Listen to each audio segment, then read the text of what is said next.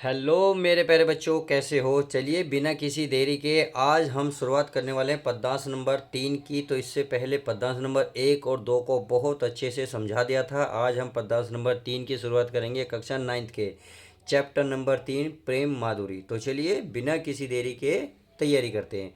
तो जैसे कि आप सभी को पता है, मैंने प्लेलिस्ट बना दी है। आप प्लेलिस्ट में जाकर इन्हें सारे चेक कर सकते हैं, जो भी आपका पद्यांश बचा हुआ है। तो चलिए पहला पद्यांश नंबर इस वीडियो का देखते हैं। पद्यांश नंबर 3 में, यह संग में लागिए डोले सदा, बिन देखे न धीरज आती है आनती है।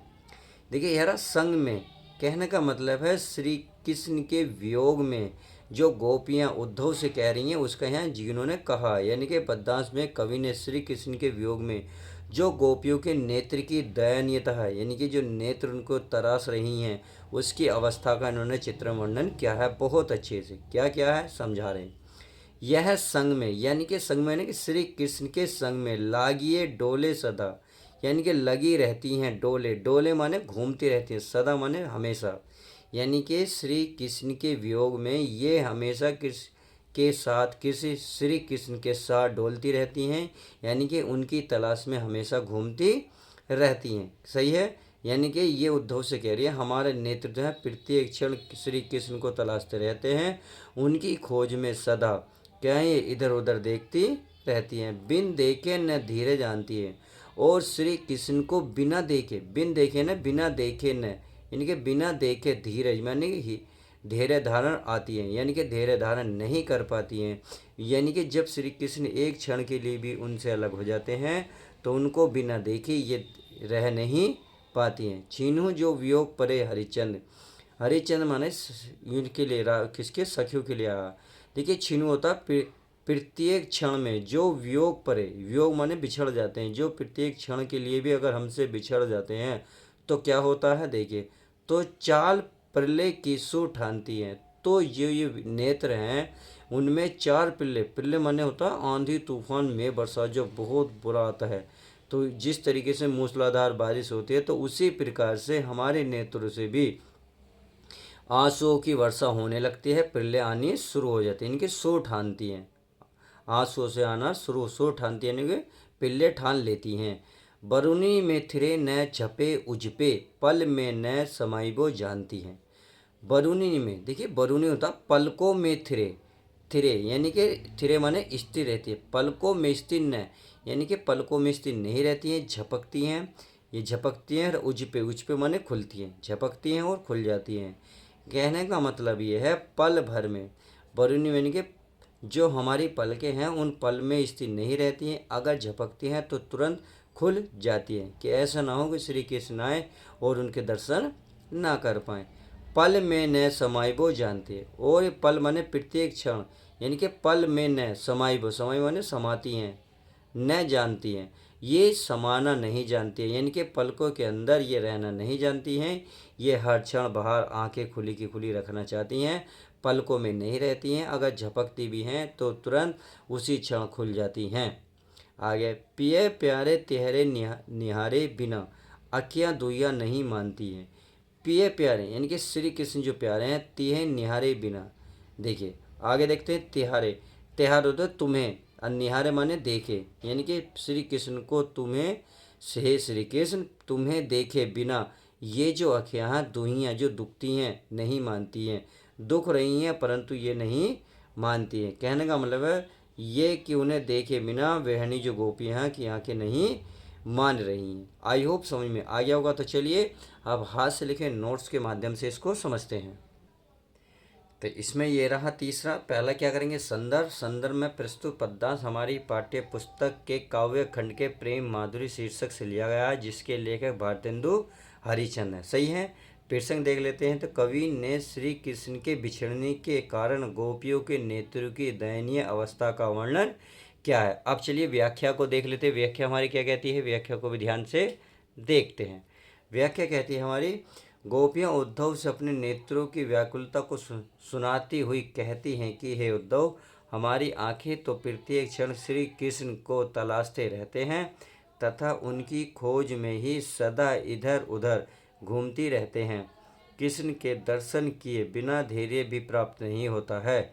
यदि पल भर के लिए भी श्री कृष्ण उन्हें न दिखाई दे तो प्रलय में जैसे बादल लगातार वर्षा करते हैं, उसी प्रकार ये नेत्र भी श्री कृष्ण के दर्शन के लिए लगातार आंसुओं की वर्षा करते। आगे देखते क्या कह रहा, नहीं दिख रहा तो देखिए, ध्यान से देखिएगा। वर्षा करते रहते हैं। ये आंखें भी क्षण भर के लिए पलकों में बंद नहीं रहना चाहती, कभी झपकती भी हैं तो तुरंत खुल जाती हैं कि कहीं ऐसा न हो कि श्री कृष्ण आए और ये उनका दर्शन, आगे देखते हैं, न कर पाएं। गोपियाँ उद्धव को अपनी आंखों की पीड़ा बताते हुए कहती हैं कि हे उद्धव, तुम श्री कृष्ण से यह कहना कि उन्हें देखे बिना गोपियों की आंखें मानती ही नहीं है। चलिए अब अगला पद्यांश देख लेते हैं। चलिए पद्यांश नंबर 4 देख लेते हैं। हमारा पद्यांश नंबर 4 कह रहा है, ये कह रहा है, पहले बहु भांति भरोसो दियो, अब ही हम लाई मिलावती हैं। कहने का मतलब है, कवि ने यहाँ एक गोपी श्री कृष्ण की जो वियोग में व्याकुल है, ऐसे में जब सखियाँ उसे समझाने का प्रयास करती हैं तो उन्हें ही वो उलाना देने लगती हैं। यानी कि इस तरीके का इन्होंने क्या करा है, वर्णन किया। तो क्या कहा है, चलिए समझ लेते हैं। ये कह रहे, पहले बहु भांति भरोसो दियो। पहले माने बहुत पहले, यानी कि बहुत समय पहले, इन्होंने पहले समय तक, बहु माने बहुत, भांति पहले समय, बहुत भांति भरोसो दियो, इन्होंने बहु देखे माने हाँ भिन्न भिन्न प्रकार से, यानी कि अलग अलग तरीके से भरोसा हमें दिया है। यानी कि गोपी अपनी सखियों का उल्हाना देते हुए कह रही हैं कि हे सखी, कुछ समय पहले तक तो तुम्हें भिन्न भिन्न प्रकार का मुझे भरोसा दिलाती रही, अब ही हम लाई मिलावती हैं कि अब हम ही लाकर श्री कृष्ण को तुम्हें मिलवा देंगे। यानी कि हम अभी श्री कृष्ण को लाकर तुमसे मिलवा देती हैं। हरिचंद भरोसो रही उनके। हरिचंद माने हाँ यहाँ श्री कृष्ण के लिए, उसके लिए सखियों के लिए, सखिया भरोसो रही उनके, जो तुम मेरी सखिया हो, मैं तुम्हारे भरोसे रही हूँ। सखियों जो हमारी कहावती हैं, और जो मेरी जो सखी हैं, यानी कि जो मैं अपनी सबसे ज़्यादा प्रियतम सखी मानती हूँ, वही हमारी जो सही सखियाँ हैं, जो कहावत कहती थी, वे ही जुदा हुए रही हो हमसो।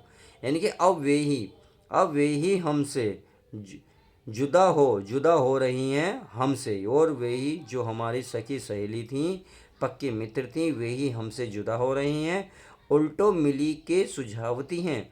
उल्टो माने विपरीत ही, उल्टा ही हो रहा अब तो, मिली के यानी कि मिल करके सुझावती हैं, यानी कि मुझे समझा रही हैं, समझावती हैं कि क्या, पहले तो लगाई के आग हरी। पहले तो लगाई यानी कि पहले तो इन्होंने मन में आग लगा दी, के आग हरी। अरे देखिए ना कि पहले तो इन्होंने मेरे मन में मिलाने की आग लगा दी कि हम तुझे श्री कृष्ण से मिलवाएंगे, परंतु अब क्या कर रही हैं, अब उसे समझा रही हैं। अब क्या समझा रही हैं, तो सखी को क्या होता है, क्या दिक्कत हो रही है, देखिए इस लाइन में बोला गया, बहुत अच्छा वर्णन है। जल को अब आपू ही धावती है। जल को यानी कि पानी को अब, यानी कि अब आपू ही माने खुद ही, धावती माने दौड़ती हैं, यानी कि स्वयं ही अब जल लेने को दौड़ती हैं। यानी कि पहले तो खुद ने आग लगाई मन में, अब खुद ही जल लेकर मन दौड़ती हैं कि सखी अब श्री कृष्ण नहीं आएंगे। कहने का मतलब है, अगर पूरी लाइन के देखेंगे, यानी कि गोपी अपनी सखियों को उल्हाना देते हुए कह रही हैं कि कुछ समय पहले तक तुम ही हमें भिन्न भिन्न प्रकार के भरोसा दिलवाती रहीं, अब कि हम श्री कृष्ण को तुमसे मिलवा देती हैं। अब आगे क्या कह रही हैं, जो मेरी अपनी सखियां हैं, जो कहलाती है सगी सहेली, उन्हीं के भरोसे में बैठकर श्री कृष्ण की प्रतीक्षा करती रही, लेकिन मेरी सखियाएँ अब मुझसे क्या हो रही हैं, जुदा हो गई, यानी कि मुझसे ही अलग हो रही हैं, जुदा हैं हमसे, मुझसे जुदा हो रही हैं। अब श्री कृष्ण को मिलाने की अपेक्षा सभी इकट्ठी होकर मुझे ही समझाती हैं। क्या समझाने की, हे सखी, तुमने पहले तो मेरे हृदय में प्रेम की आग लगाई, और अब क्या कर रही हो, उसी आग को बुझाने के लिए स्वयं ही पानी लाने के लिए दौड़ रही हो। आई होप समझ में आया होगा। चलिए हाथ से लिखे हुए नोट्स के माध्यम से और समझते हैं। तो क्या लिखेंगे इसमें, देखिए चार नंबर 4 ये रहा आपका सामने।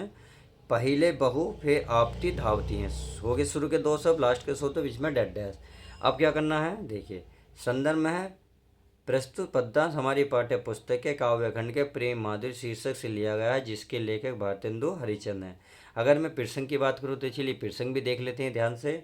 प्रस्तुत पद्यांश में कवि ने कहा है कि एक गोपी श्री कृष्ण के वियोग में व्याकुल है। ऐसे में जब सखियां उसे समझाने का प्रयास करती हैं तो वह उन्हें ही उलाहना देने लगती है। अब क्या उलाहना दे रही हैं, तो चलिए इसको भी डिटेल से समझ लेते हैं। ये कह रहे हैं, गोपी अपनी सखियों को उलाहना देते हुए कहती हैं कि हे सखी, कुछ समय समय पहले तक तुम हमें भिन्न भिन्न प्रकार से भरोसा दिलाती थी कि हम सभी श्री कृष्ण को मिलाकर तुमसे मिलवा देती हैं, जो मेरी अपनी सखी कहलाती हैं। मैं उन्हीं के भरोसे बैठकर श्री कृष्ण की प्रतीक्षा करती रह गई, लेकिन मेरी सखियां ही अब मुझसे अलग हो गई हैं। अब श्री कृष्ण को मिलाने की अपेक्षा सभी मिलकर मुझे समझाती हैं। हे सखी, तुमने पहले तो मेरे हृदय में प्रेम की आग लगाई और अब उसे बुझाने के लिए स्वयं ही दौड़ती हो। उम्मीद है समझ में आ गया होगा। तो चलिए मिलते हैं नेक्स्ट वीडियो के साथ। वीडियो कैसी लगी लाइक शेयर करके ज़रूर बताएं।